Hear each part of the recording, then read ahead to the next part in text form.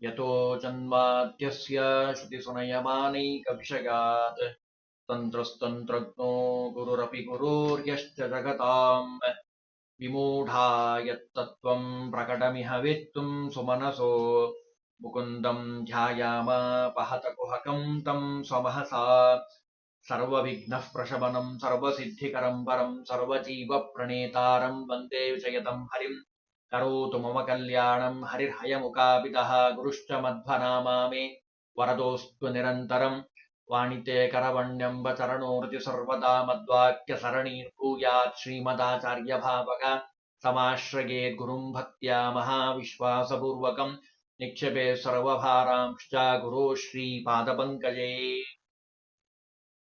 ಅತ್ಯಂತ ಶ್ರೇಷ್ಠವಾಗಿರುವಂತಹ ಶ್ರೀಮದ್ಭಾಗವತ ಗ್ರಂಥದ ಅತ್ಯದ್ಭುತವಾದ ಮಹಿಮೆಯನ್ನ ತಿಳಿತಾ ಇದ್ದೇವೆ. ಭಾಗವತ ಅಂತ ಯಾಕೆ ಕರೀತಾರೆ, ಅದನ್ನು ಯಾರ್ಯಾರಿಗೆ ಉಪದೇಶ ಮಾಡಿದ್ರು, ಅನೇಕ ವ್ಯಾಖ್ಯಾನಕಾರರು. ಅದರ ಜೊತೆಗೆ ಇವತ್ತು ಸಪ್ತಾಹ ಕ್ರಮ 7 ದಿವಸ ಪ್ರವಚನವನ್ನ ಮಾಡ್ತಾರೆ. ಪ್ರವಚನ ಮಾಡೋರಿಗೆ ಇದು ಒಂದು ಸೂಚನೆಯನ್ನ ಕೊಟ್ಟಿರುವಂಥದ್ದು. ಮೊದಲನೇ ದಿನ ಮನು ಕರ್ದಮರ ಒಂದು ಸಂವಾದದವರೆಗೆ ಹೇಳುವಂಥದ್ದು. 2ನೇ ದಿನ ವೃಷಭಾಖ್ಯಾನದವರೆಗೆ. 3ನೇ ದಿನ ಸಪ್ತಮ ಸ್ಕಂದ ಪೂರ್ಣವಾಗಿ ಹೇಳಬೇಕು. 4ನೇ ದಿವಸ ಕೃಷ್ಣ ಪ್ರಾದುರ್ಭಾವ ಅವತಾರವನ್ನ ಮಾಡ್ತಾನೆ ಭಗವಂತ, ಅಲ್ಲಿವರೆಗೂ ಹೇಳಬೇಕು. 5ನೇ ದಿನ ರುಕ್ಮಿಣೀ ದೇವಿಯರ, ಕೃಷ್ಣ ಪರಮಾತ್ಮ ರುಕ್ಮಿಣೀ ದೇವಿಯರ ವಿವಾಹ ಪರ್ಯಂತರವಾಗಿ ಹೇಳುವಂಥದ್ದು. 6ನೇ ದಿನ ಹಂಸಾಖ್ಯಾನದವರೆಗೆ ಹೇಳುವಂಥದ್ದು. 7ನೇ ದಿನ ಪೂರ್ಣವಾಗಿ ಶ್ರೀಮದ್ ಭಾಗವತವನ್ನ ಹೇಳುವಂಥದ್ದು. ಇದು ಜ್ಞಾನಿಗಳಿಗೆ ಸಮ್ಮತವಾಗಿರುವಂತಹ ಪಕ್ಷವಾಗಿರುವಂಥದ್ದು. ಪಕ್ಷ ಈ ಏನು ನಾವು ಕೇಳ್ತಾ ಇದ್ದೇವಲ್ಲ ಸಪ್ತಾಹ ಕ್ರಮದಲ್ಲಿ, ಇದನ್ನ ಕೇಳೋದ್ರಿಂದ ಪ್ರೇತತ್ವ ನಿವಾರಣೆಯಾಗ್ತದೆ, ಪ್ರೇತ ಪೀಡಾ ವಿನಾಶಿನಿ ಅಂತದೆ. ಅಷ್ಟು ಭಗವಂತನ ಅನುಗ್ರಹವನ್ನ ತಂದು ಕೊಡುವಂಥದ್ದು ಶ್ರೀಮದ್ ಭಾಗವತ ಗ್ರಂಥ. 12 ಸ್ಕಂದಗಳಿದ್ದಾವೆ. 12 ಗ್ರಂಥದ ಆ ಸ್ಕಂದಗಳ ಪಾರಾಯಣದಿಂದ, ಶ್ರವಣದಿಂದ ಆಗುವಂತಹ ಲಾಭ ಏನು, ಪಾಪ ಯಾವ್ದು ಹೋಗ್ತದೆ ಅಂತ ಹೇಳ್ತಾರೆ. ಪ್ರಥಮ ಸ್ಕಂದ ಶ್ರವಣಾತ್ ಮಾತೃಗಾಮಿ ಪ್ರಮುಚ್ಚತೆ. 1ನೇ ಸ್ಕಂದವನ್ನ ಕೇಳೋದ್ರಿಂದ ಮಾತೃಗಮನ ದೋಷ ಹೋಗ್ತದೆ. 2ನೇ ಸ್ಕಂದದಿಂದ ಬ್ರಹ್ಮಸ್ವಹರಣ ಪಾಪ ಪರಿಹಾರ ಆಗತ್ತೆ. 3ನೇ ಸ್ಕಂದದಿಂದ ಮಿತ್ರದ್ರೋಹ, ಮಿತ್ರ ಪತ್ನಿ ಗಮನ ಇದು ಪರಿಹಾರ ಆಗುವಂಥದ್ದು.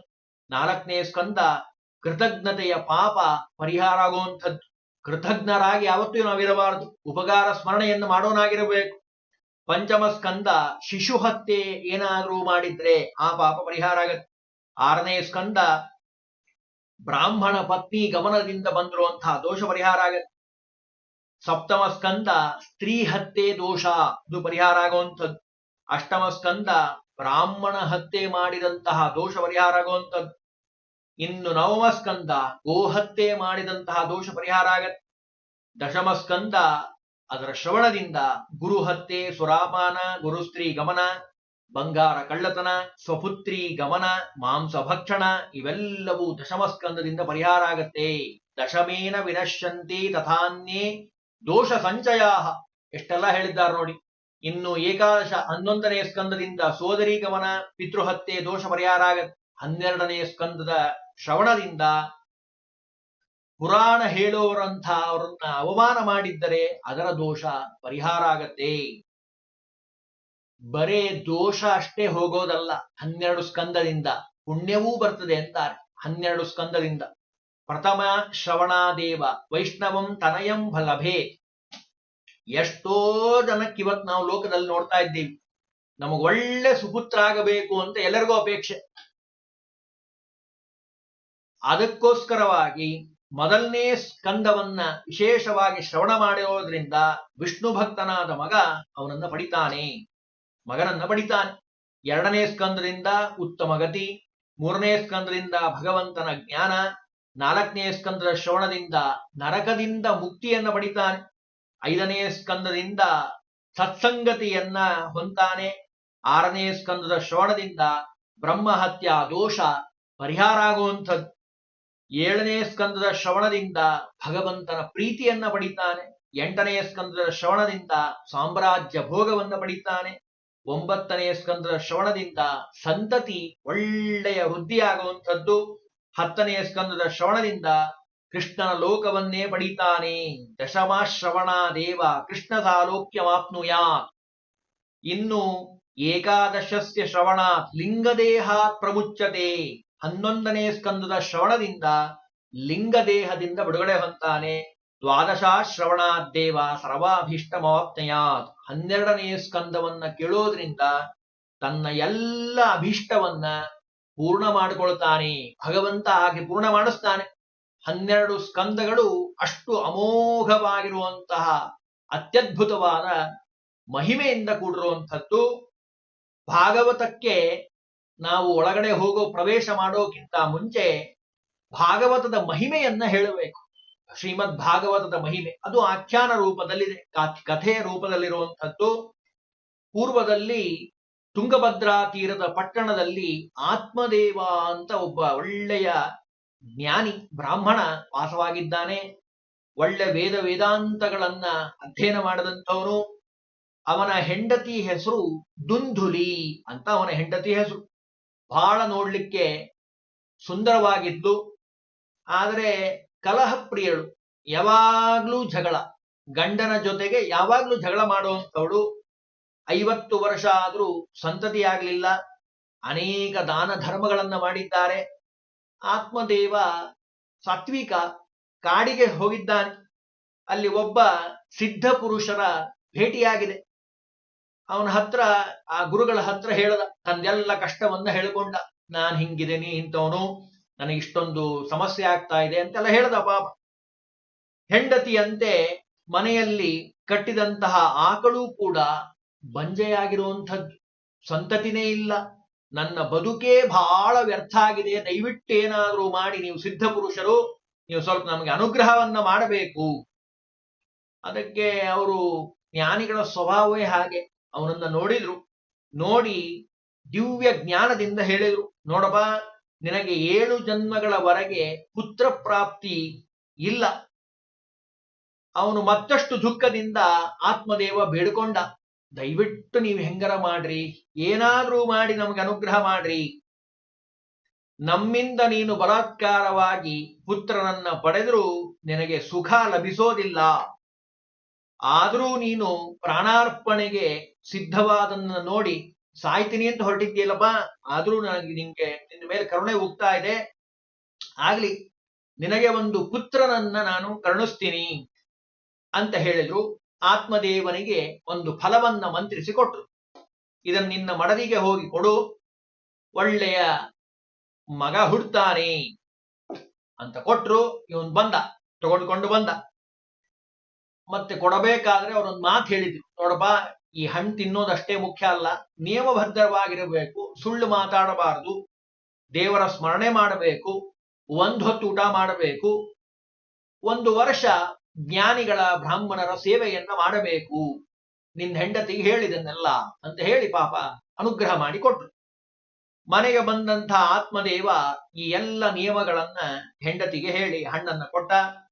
ಆದರೆ ಹೆಂಡತಿ ದುಂದುಲಿ ಮಾತ್ರ ಗರ್ಭ ಧರಿಸಿದರೆ ಈ ಎಲ್ಲಾ ಕಷ್ಟಗಳನ್ನ ಅನುಭವಿಸಬೇಕು. ನೋಡಿ, ಅವಳ ತಲೆಯಲ್ಲಿ ಎಂಥೆಂಥ ವಿಚಾರಗಳಿದ್ದಾವೆ. ನಾನು ಈ ನಿಯಮ ಪಾಲನೆ ಮಾಡಬೇಕಾ? ನಾನೆಲ್ಲ ನಿಯಮ ಪಾಲನೆ ಮಾಡೋದಿಲ್ರಿ, ನಾನು ಸ್ವತಂತ್ರವಾಗಿರೋಳು, ನಾನ್ಯಾಕೆ ನಿಯಮ ಪಾಲನೆ ಮಾಡ್ಲಿ ಅನ್ನೋ ಒಂದು ಹಠದಿಂದ ಆ ಹಣ್ಣನ್ನ ಅವಳು ಸ್ವೀಕಾರನೆ ಮಾಡ್ಲಿಲ್ಲ. ಪತಿ ಕೇಳ್ದ, ಮತ್ತಿಂದ್ಯಾ ಹಣ್ಣನ್ನ ಅಂತ. ಸುಳ್ಳು ಹೇಳಿದ್ಲು, ಗಂಡನಿಗೂ ಸುಳ್ಳು ಹೇಳಿದ್ಲು. ಒಂದು, ಆ ಹಣ್ಣು ತಿನ್ಲಿಲ್ಲ. 2ನೇದ್ದು, ಗಂಡನಿಗೆ ಸುಳ್ಳು ಹೇಳಿಬಿಟ್ಲು.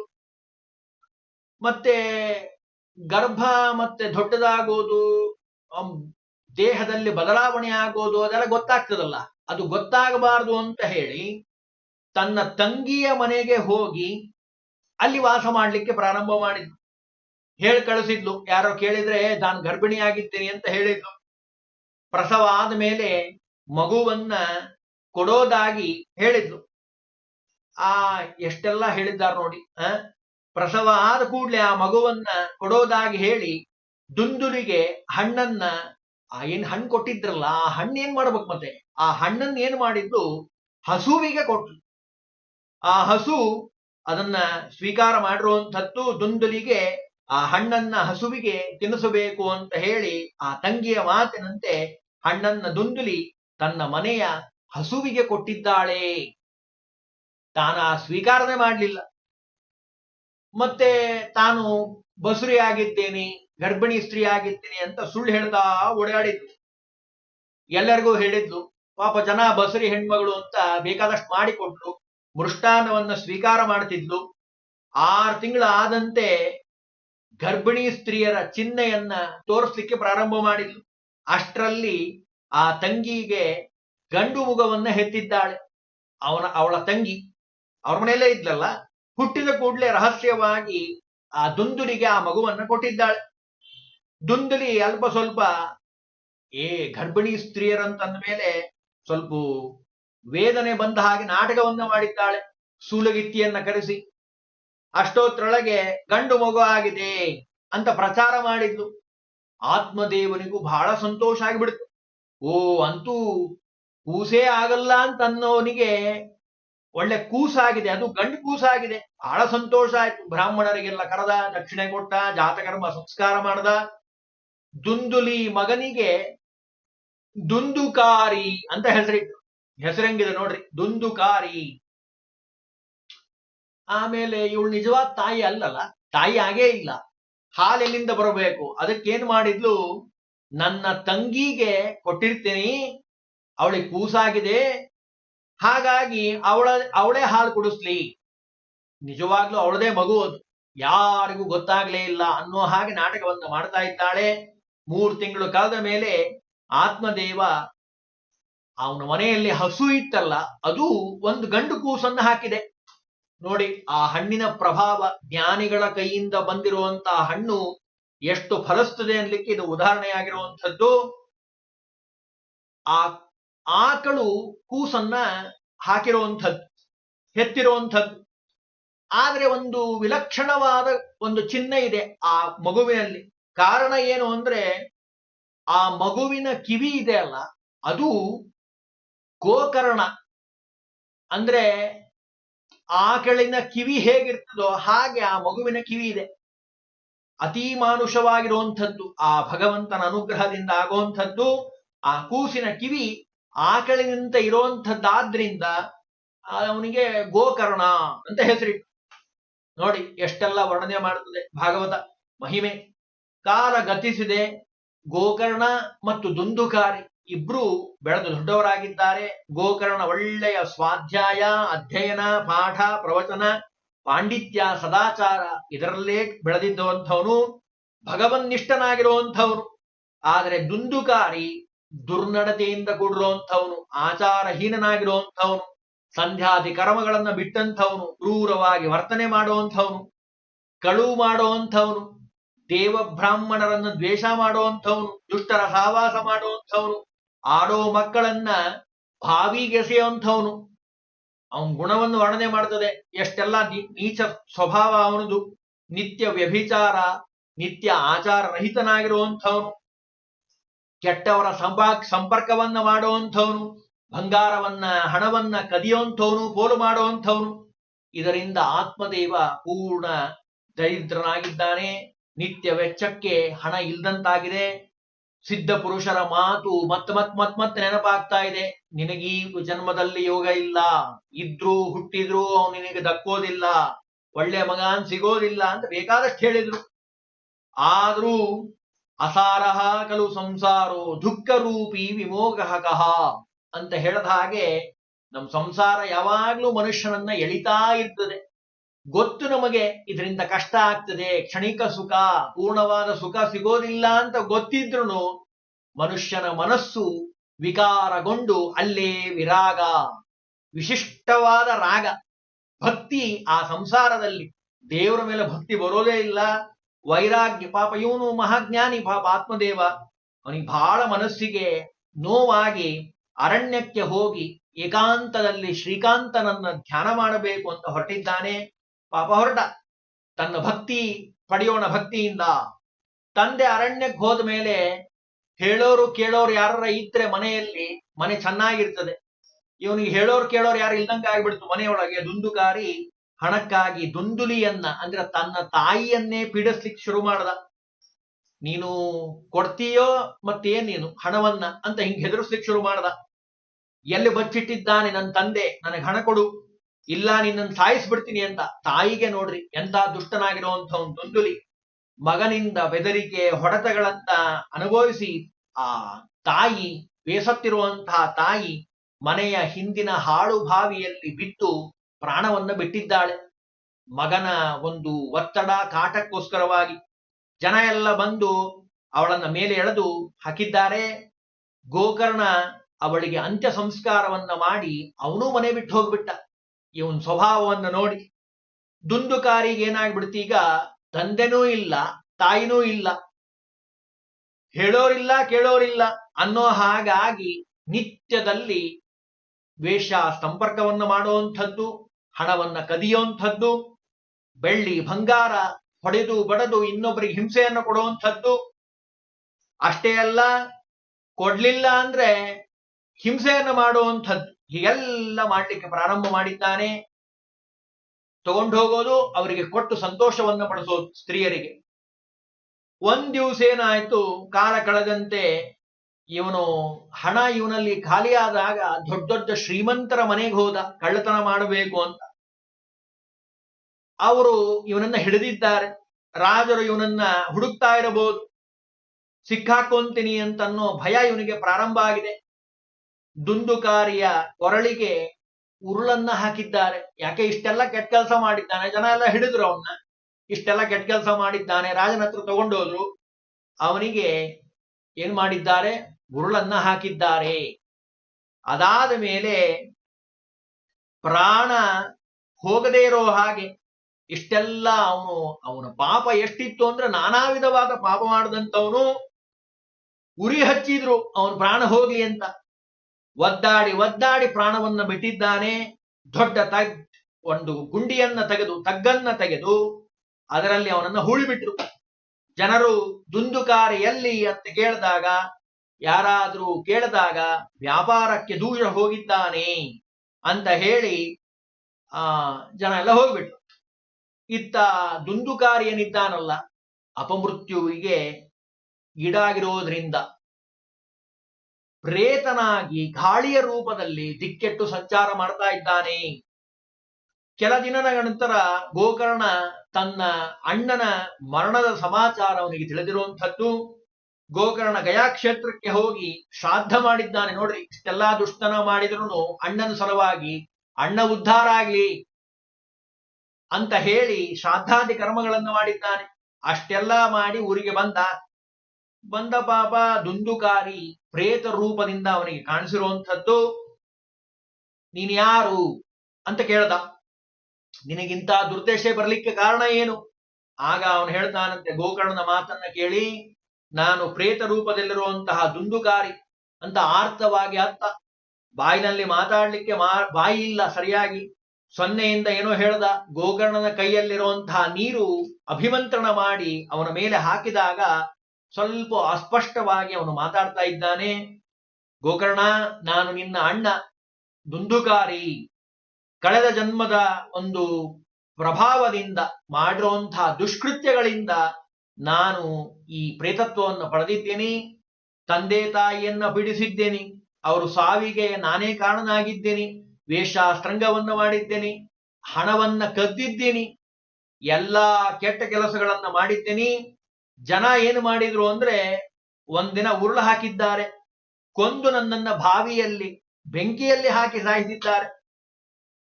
ಅಂತಹ ದುರ್ಮರಣಕ್ಕೆ ಈಡಾಗಿರುವಂಥವನು ನಾನು ಪ್ರೇತನಾಗಿ ಬಿಟ್ಟಿದ್ದೇನೆ, ನನ್ನನ್ನು ದಯವಿಟ್ಟು ಉದ್ಧಾರ ಮಾಡು ಅಂತ ಭಾರಿ ಗೋಗರ್ದು ಅತ್ತಿದ್ದಾನೆ ತಮ್ಮನ ಮುಂದೆ, ಗೋಕರ್ಣನ ಮುಂದೆ. ಅವನಂದ, ನಾನು ನಿನ್ ಸಲುವಾಗಿ ನೀ ಹೋಗಿದ್ದ ನನಗೆ ಸುದ್ದಿ ಗೊತ್ತಾಗಿದ್ದಕ್ಕೆ ನಾನು ಗಯಾ ಶ್ರಾದ್ದ ಮಾಡ್ಕೊಂಡ್ ಬಂದಿದ್ದೀನಿ ಎಂದ.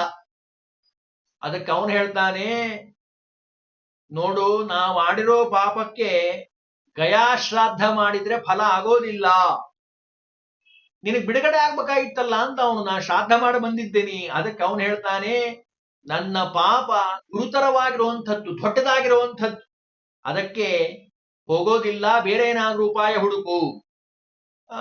ಧರ್ಮ ಪಂಡಿತರನ್ನ ಕೇಳಲಿಕ್ಕೆ ಅವನು ಸೂರ್ಯದೇವನನ್ನ ಶರಣಾಗತನಾಗಿ ಶರಣ ಹೋಗಲು ತಿಳಿಸಿದ್ದಾರೆ.